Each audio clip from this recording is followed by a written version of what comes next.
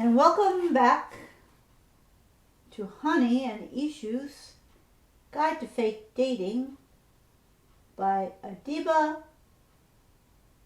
Jaigirdar, Part 4.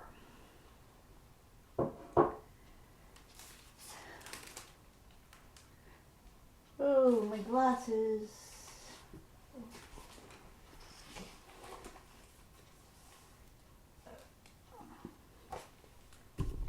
Sorry for that. Okay. Part 4. Chapter 6. Ishu. Saturday morning, I wake up to a loud ping from my phone, reminding myself that I need to start setting that thing to silent since Nick has decided she actually needs a sister now. I lean forward and pick up my phone from the bedside table. The notification tab on the top of the phone shows that I have a message on Instagram. I shoot up to a sitting position, rub my eyes, and look at the screen a little more closely. I don't even remember having Instagram on my phone. I'm pretty sure the last time I put up a photo was at least a year ago, if not longer. I don't use Instagram because I don't care to see all the aesthetic photos that people put up there. I pull down the notification tab expecting that a troll has managed to get through whatever filters Instagram has. But instead there's a message from Humara Khan, of all people. Humara Khan. Mara's dreaming. Colon. Hey, what's up? I stare at the message for much longer than I need to, trying to process the fact that Humara sent me a message, and that is the message she sent. We barely ever talk. We definitely not friends, or even anything resembling friends. I have a bad feeling in my gut, even as I accept her message request. What's up with... Before I can finish typing my message, a call request from Humara starts up. Has she just been waiting around for me to see her message? Why is she calling me? My finger hovers over the green accept button, slides to the red reject button, and then back to accept. Humara's face fills up my phone screen. Hey, her voice is too bright, like she's putting it on for me. And she's sitting by a window where the sunlight filtering in makes her glow a little too much. She looks like an angel, with the sunshine forming a kind of halo around her cascading black hair. What the fuck do you want? I rub my eyes again, stifling a yawn. I can only imagine what Humara is thinking of me. I'm in my PJs with bedhead. Good morning to you too, sunshine, she says with a frown on her lips. Has anyone ever told you that you curse a lot for a Bengali? I fix her with a small glare. What does that even mean? Bengalis can curse a lot. Plus, I'm Irish too. Maybe I curse just the right amount for an Irish person. Ever think of that? She rolls her eyes, but I can tell that she's amused from the way her lips are twitching at the corners. I'm calling because She tucks a strand of hair behind her ears and looks to the side of my head. Need your help. Well, obviously. Help with what? Did you fail your biology test? No, she exclaims, finally meeting my glance.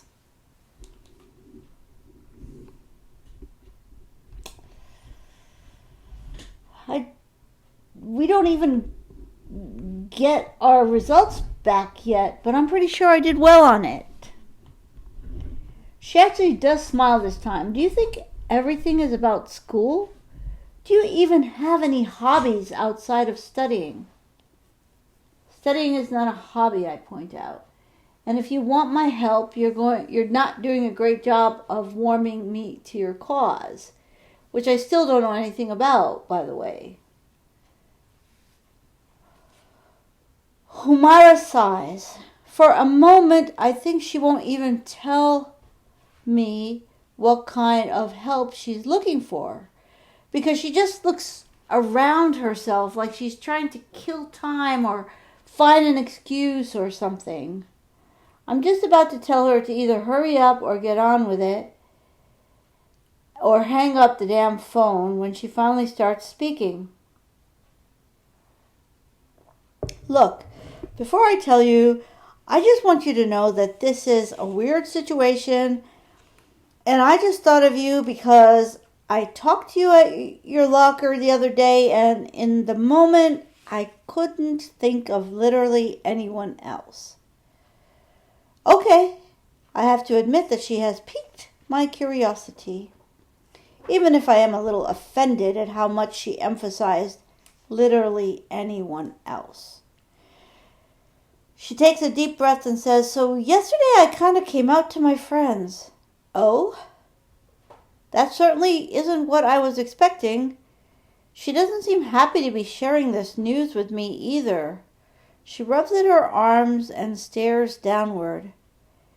Yeah, it didn't go as well as I'd hoped. They were really dismissive. I told them I was bisexual and basically said I couldn't be because, well, I've never kissed a girl. Okay. So, well, I had to tell them that I kissed a girl because, right. My piqued curiosity has turned into a kind of cold anxiety because I'm afraid I know exactly where Humaira is going with this. So I told them that we're together, she finishes off in a rush. They already found it weird that we were kind of talking in biology, and I guess there was a weirdly pixelated half version of you in one of my Instagram photos from last weekend at that Dawat, so it was just like the natural conclusion, and now you want us to stage an elaborate breakup, I offer, already knowing that's not what she's asking me. More like an elaborate relationship followed by a breakup. She's looking at me with so much hope sparkling in her that I almost feel bad about the fact that I'm going to crush her. You realize this would be the most complicated thing ever, I ask. Have you even considered the implications? We would have to come out to the school, to our families, in the community. It's a big ask, Humaira. You can call me Myra, she mumbles. I do not want to call you Myra, I sigh. Look, I'm sorry your friends are assholes, but I can't help you. I'm not out to my parents yet. I didn't know you were. Yeah, because you don't think about me or how pretending to be in a queer relationship might affect me, right? Humaira at least has the decency to look embarrassed. She shakes her head and says, I'm sorry. I should have thought about it more. I can hear a waver in her voice. My parents are so accepting of my sexuality and my friends were awful. I guess I was just so overcome with how terrible I was feeling, I didn't really think. Whatever, I cut her off. Humaira is the kind of girl who definitely thinks she'll get what she wants by turning on the waterworks. Her friends are, after all, white feminists. If that's all, I have to go. I haven't even had a cup of coffee yet. Okay, bye. Have a good... I hang up before she can finish. Looking back on my bed, I have the kind of deep sigh of relief that makes the bed reverberate. Dating Humaira Khan, or even pretending to, would have been a lot. I'm not even sure why her friends would believe for a moment that it's actually true. We're so different. Too different. Chapter 7. Ishu. 10:20. Ammu and Abu are quietly angry for the whole weekend. I know I should broach the subject of Nick and her boyfriend, fiancé with them, especially since Nick keeps texting me day in and day out to see what the situation is. But after seeing their anger, I decide to leave it for a bit. Maybe in a few days they'll calm down enough for me to try and put in a good word.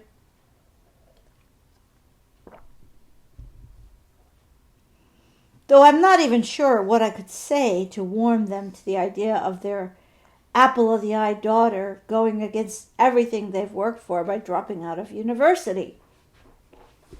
The only good thing to come out of it all is that Abu and Ammu have started to pay more attention to me all of a sudden. They both take that Sunday off from work so that we can sit down to have lunch together.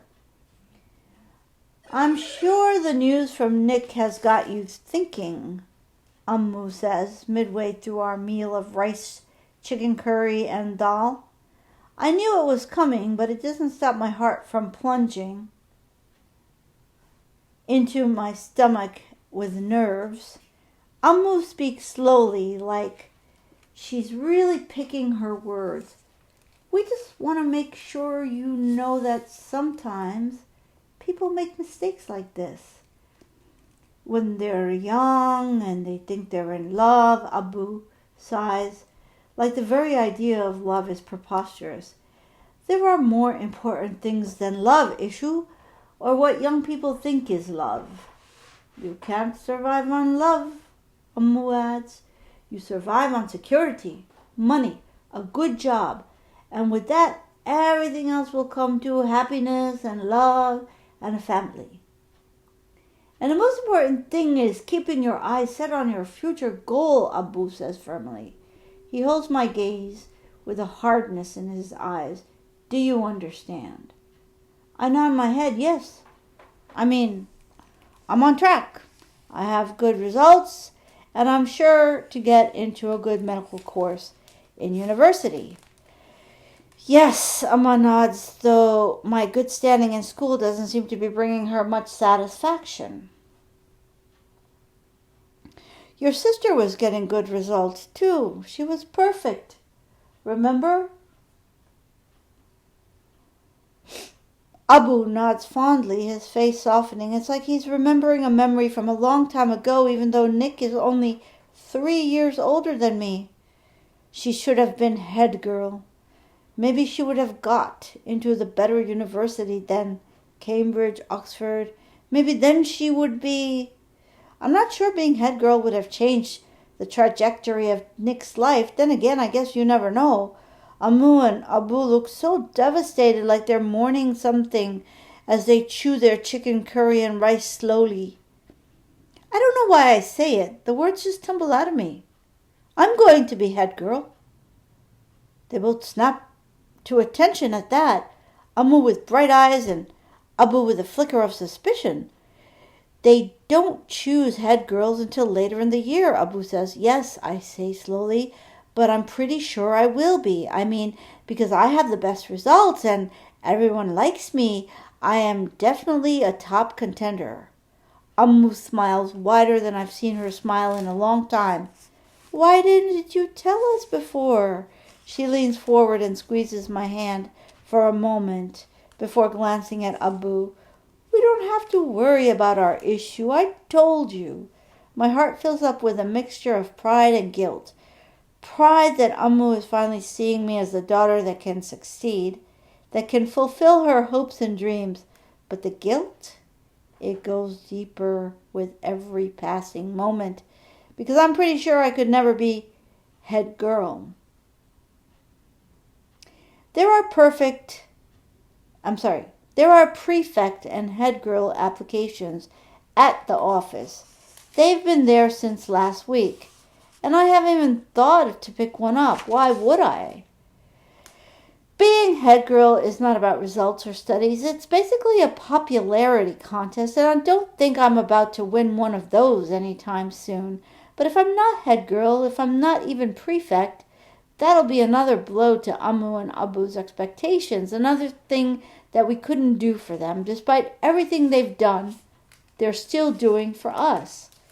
I pick up both the prefect and head girl applications from the office during lunch. The school secretary, Anna, gives me a curious look as she hands them over to me, like she already knows that I'm not winning any favors with my classmates. Maybe I can turn things around. It can't be that difficult. If Aisling Mahoney can be popular, why not me? I just have to put on a smile and turn on the charm. I can do that, I think. I try it as I walk into our base classroom with the applications tucked into my backpack. I paste a smile on my lips as bright as can be and stroll in. Nobody notices me. Since we don't have a dedicated cafeteria for the school, most of the girls from our year gather in this base classroom during lunch and breaks. The classroom is split into different groups of friends, each of them crowded around desks. The mixture of their laughter and talk fills the air. It's already giving me a headache, but I'm determined to try this being social thing. I approach a group of girls who are sitting at the front of the room. Hannah Flanagan, Sinead McNamara, and Yasmin Gilani. I've never spoken to Sinead or Yasmin before, but Hannah has been sitting beside me in economics all year. Hey, I put on the brightest voice I can. It comes out a little too high-pitched. I try to ignore that. The three of them turn almost spontaneously, question marks on their faces. Yeah, Yasmin says in a tone that isn't exactly oozing friendliness, but I'm willing to look past that. That economics homework was really hard, right, Hannah? I asked, leaning against the desk in what I hope is casual gesture. Hannah shares a look with Yasmin and Sinead. Yeah, I guess, she squeaks. So, can I join you guys for lunch? They share another look with each other. We don't really have any space, Sinead says, even though there's an empty chair right beside her. When I look at it pointedly, Hannah says, we're saving that for someone. Sorry, Ishita. Okay, whatever. I roll my eyes before remembering that I'm trying to be popular, so I probably shouldn't do that. Maybe another day, I smile, even though I hate how desperate my voice sounds. Yeah, maybe, Yasmin says in a voice that tells me there will definitely not be a day when I'm sitting next to them for lunch. I turn away and look over the rest of the classroom, broken into cliques. I belong in none of them, and I can't see that changing in the future either. I'm about to turn around and go back to my usual lunch spot at a dark corner by the lockers when I spot the group at the back of the room. Humaira, Aisling, and Deirdre are joined in a hushed discussion. My strange conversation with Humaira from Saturday morning had almost completely dissipated from my mind. Despite the strangeness of her request, now it comes to me again. Humaira's desperation. Maybe Humaira's desperation is exactly what I need right now. Usually I would write a pro-con list before making a decision like this, but seeing the three of them right there, deep in conversation, I know I don't have the time for my carefully curated decision-making process. Before I could talk myself out of it, I'm strolling to the end of the room, hoping against hope that Humaira hasn't come clean to her friends yet. Hey, Humaira! The three of them blink up at me. Do you think I could talk to you for a sec, privately? Oh. For a moment, Humaira's eyes travel to her two friends before she turns to me with a smile that takes up her whole face. Sure. She's up in a flash, almost like she was expecting to see me. Be right back. Chapter 8, Hani, page 53. Ishita leads me away from the classroom and to a deserted corner of the hallway, lined with lockers. So, she folds her arms over her chest, like I'm the one who dragged her here and not the other way around. So, did you tell your friends the truth? Not yet, I sigh. I'm sorry. I was just going to. That probably doesn't make me sound any better considering I leapt out of my seat as soon as Ishita appeared. Don't. Ishita's voice is stern. Look, I was thinking, maybe we should give your plan a try, she shrugs, her voice sounding so casual it makes me suspicious. And what made you change your mind? I just had a change of heart. I want to help you out. She looks at me like she's doing me a huge favor.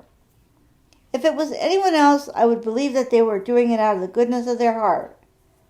But Ishita? Right, I scoff. Cough up the real reason. Come on, what's in it for you?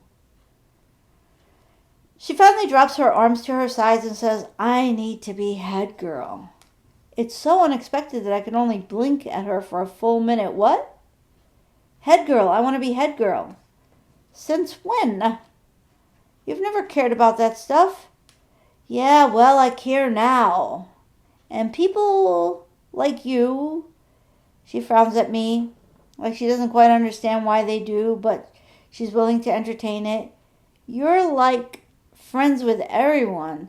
So if we pretended to date and you put in a good word for me, and you would play along with my friends? Yes, Ishita nods. Totally. Like, whatever you... Well, she stops herself before she can finish her sentence. Not whatever you want, within reason, obviously. You know, you're going to have to pretend to like me, right? I ask. And if you want to be head girl, you'll also have to pretend that you like other people. Ishita scrunches up her face as if she's in pain. Yeah, she grunts. I know. I want to ask her more, but I doubt Ishita will answer. She looks like she barely wants to be having this conversation with me now. Should I come over after school? We can figure out all logistics and... No, Ishita cuts me off. Maybe I should come over to yours. You said you're out to your parents, right? You know we're just going to talk, right? Figure this out. Not just give me the address. Ishita is already taking her phone out of her pocket. Out of the pocket of her shirt. She looks up at me expectantly. I sigh, wondering for a moment if this is worth it. Ishita Day is not exactly a ball of sunshine. We're so far from friends that I'm not sure how we'd go about doing this thing together. I rattle off my address anyway. This may be the only way to convince everyone that I know who I am and what I want. Ishita Day is coming over today, I tell Amma as soon as I dash into the house. Is that okay? Amma is in the sitting room, tapping away on her phone. She blinks at me slowly with her eyebrows furrowed together, like she needs a few moments to process the information. Ishita? Like Arapna and Dinesh's daughter? There's so much confusion in her voice, I don't blame her. Ishita has never come to our house without her parents before. And even when she has come here, we haven't exactly chatted it up. Yeah, that Ishita, I say. Is this something to do with you avoiding your friends? Amma asks. I shake my head, maybe a little too quickly, and say, we're just hanging out. I shrug nonchalantly, even though I know that Amma can see right through me. She knows I'm lying. She doesn't press me, though, just shrugs and asks, she'll be having dinner? I'm not sure. She'll have dinner, Amma's voice is firm. I'll call Aparna and tell her. Okay. The thing about Bengalis is that they don't let you leave their house without having some kind of food. Visiting someone and not eating is basically one of the biggest insults to Bengalis. When I get upstairs, my room is a mess. I haven't cleaned it in a whole week. And in that time, the floor has accumulated enough dirty laundry to fill up the washing machine twice over. My desk has a pile of unreturned and unread library books that is half as tall as me. And my dressing table has so many bottles and vials and brushes that I could probably start my own beauty line. I pile all the clothes into my wardrobe and shove the books and makeup into whatever drawers have remaining space. The room smells a little funky, probably from all the dirty clothes, so I throw open the window before changing out of my uniform. The doorbell rings just as I pull on my trousers.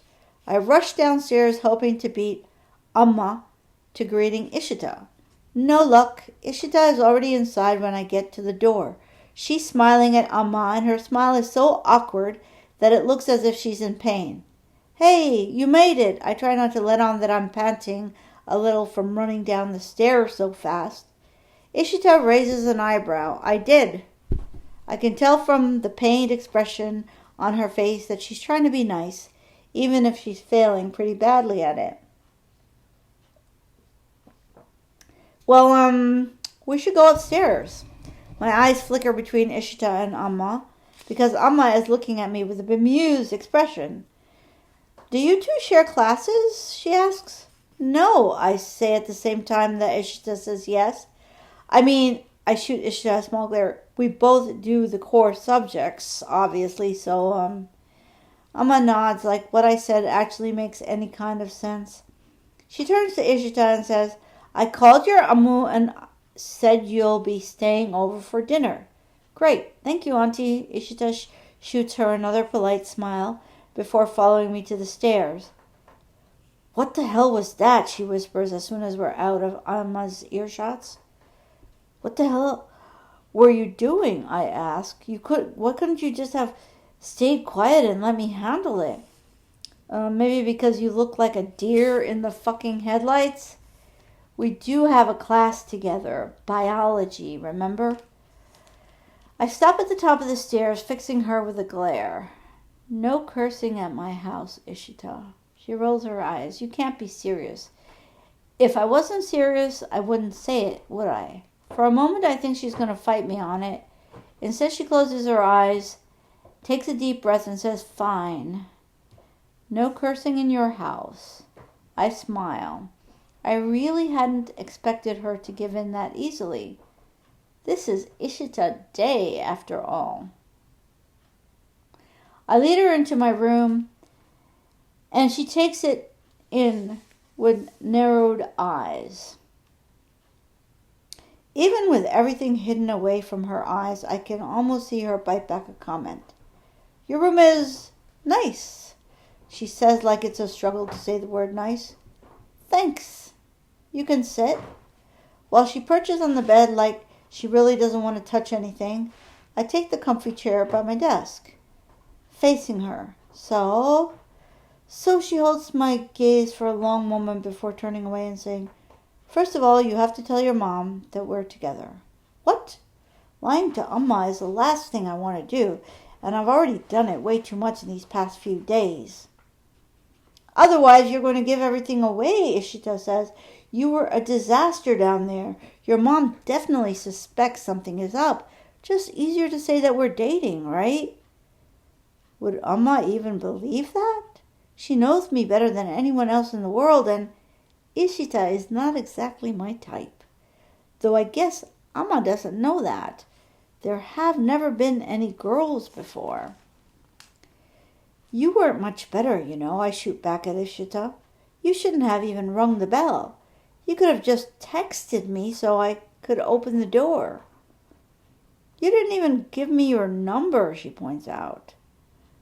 And I know it's true, but the fact that I'm even partially at fault for the disaster downstairs makes me even more annoyed at her. Well, you didn't ask for it, my voice comes out. more like a snarl than anything else.